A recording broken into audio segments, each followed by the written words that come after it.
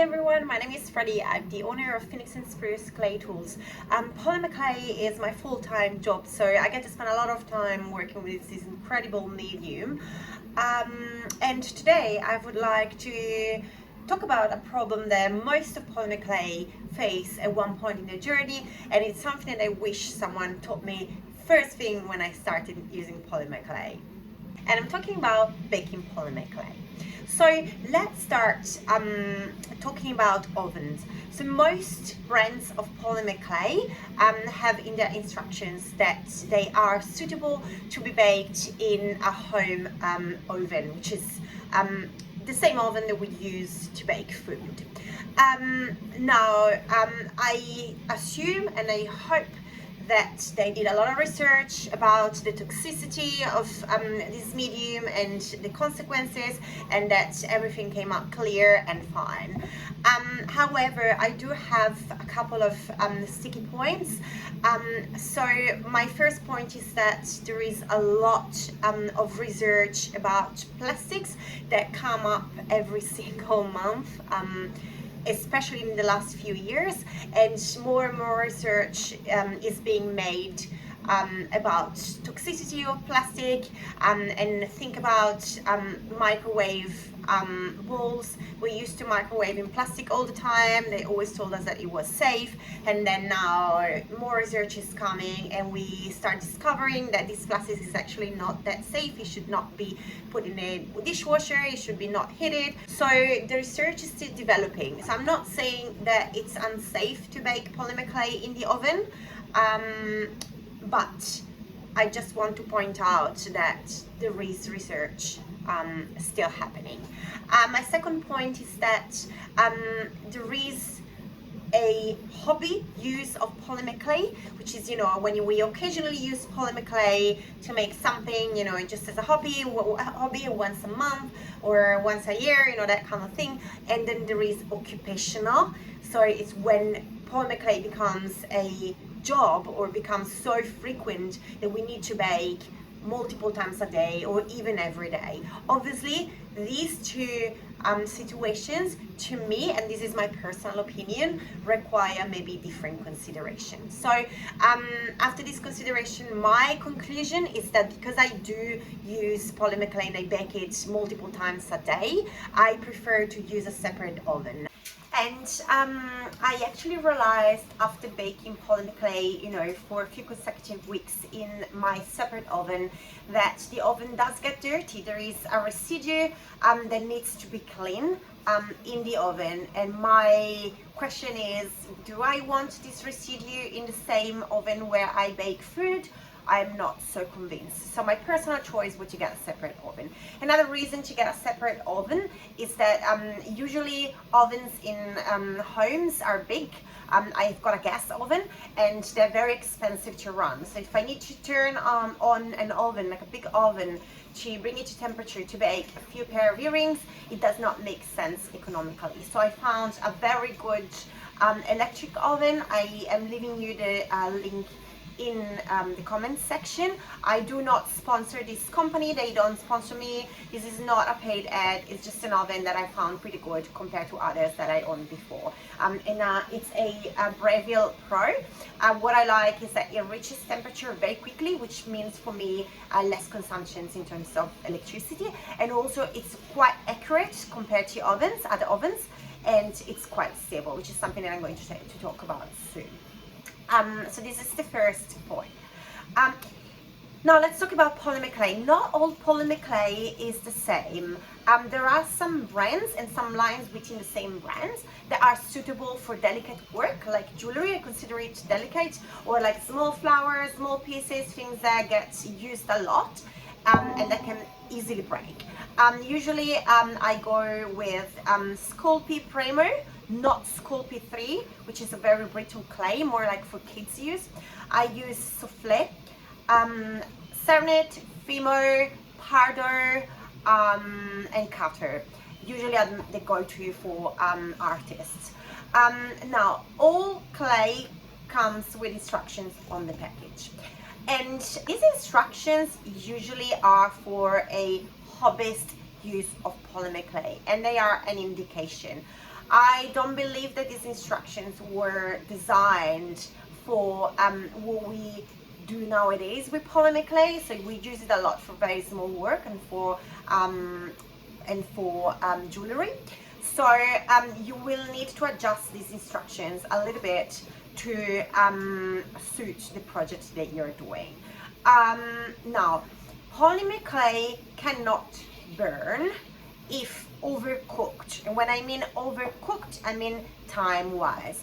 So if the temperature of your oven is correct, you can cook polymer clay for days, theoretically. Don't do that. And it won't burn. The worst case scenario is that it's going to slightly darken the color, but it won't burn if the temperature is correct and if the temperature is correct. What we need to work on is, first of all, the temperature. Now, the temperature required by your brand is the temperature on your package of polymer clay. So if the package says 130 Celsius degrees, that is the temperature that is required. However, they are talking about the internal temperature of your clay, not about the actual oven. So as you probably know, if you cook meat, you get one of those thermometers that you stick inside the meat and it tells you the temperature. And quite often the temperature inside the meat is not the same temperature as the temperature that your oven is saying. So obviously we can't stick things or thermometers inside the clay, but we can put an accurate oven thermometer inside the oven and we can do tests. So my recommendation is doing a lot of tests. So start from the temperature that is required or is recommended on your package and then test. Try 30 minutes at that temperature and see. After the clay cools down, try and bend it. Obviously use scrap clay, we don't want to waste. Bend it and see if it flexes or if it breaks. And increase the time or the temperature that you're leaving the clay in the oven. Don't go crazy, start with like 5 different degrees. For example, my oven is 5 degrees off. So in order to make sure that my clay is 130 Celsius degree, I have to cook 135. This is not something that I can tell you about your oven. You need to test it. Second point is the way that you cook. For a bit, there was this trend of baking clay within 2 ceramic tiles. I currently bake on 1 ceramic tile. Now, ceramic cools down the clay. So if you are baking your clay in between 2 ceramic tiles, you are cooling it down a lot. That means that you will need either a higher temperature to bake your clay, or you will need more time for the clay to reach that temperature, assuming that you will ever reach that required temperature. Now, another point, the required time refers to how long the clay needs to be cooked at that temperature. If you put your clay in a cold oven and you start counting from when you put the clay in the cold oven, that won't work. So it needs to be from when the clay reaches the 130, 135, whatever the package says, temperature. Now, my favorite way of baking the clay is on a ceramic tile because I can pop it straight from my working surface to the oven, and it keeps the clay quite flat. That also can affect the temperature that your clay reaches, so make sure to keep that in consideration in your testing. I also like to cover my clay with some foil, and that is because it's like when you cook something in the oven, you have the nice little crust on the outside, and we don't want that with clay, right? So we want to protect our clay. You will notice if you bake white clay quite often, if you don't use foil or if you don't cover it or tint it, it will darken, and we don't want that. We want the clay to bake uniformly. Now, different brands of clay, baked clay, have different flexibilities. There are some brands of clay that become like really, really soft, rubbery, because polymer clay is plastic, so most of them are rubbery, but some are really flexible, where others are a little stiffer. So before freaking out and thinking, oh my goodness, what am I doing wrong? My clay doesn't behave like something that I've seen on social media. think about what type, what brand of clay you have created, you're using. Also, different thickness of clay obviously requires different baking. Now, usually, as a rule of thumb, something that is thicker will require longer time.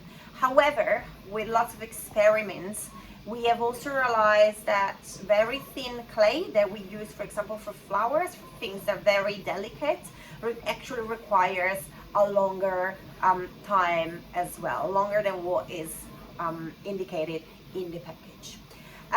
Now, many people ask me, what's your go-to, what's your settings, what's your baking time? All right, so my baking time in my Breville usually is anything between 45 minutes and an hour, depending on what I am doing, obviously.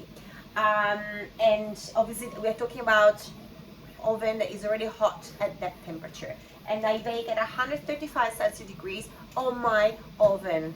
Again, I did a lot of experiments.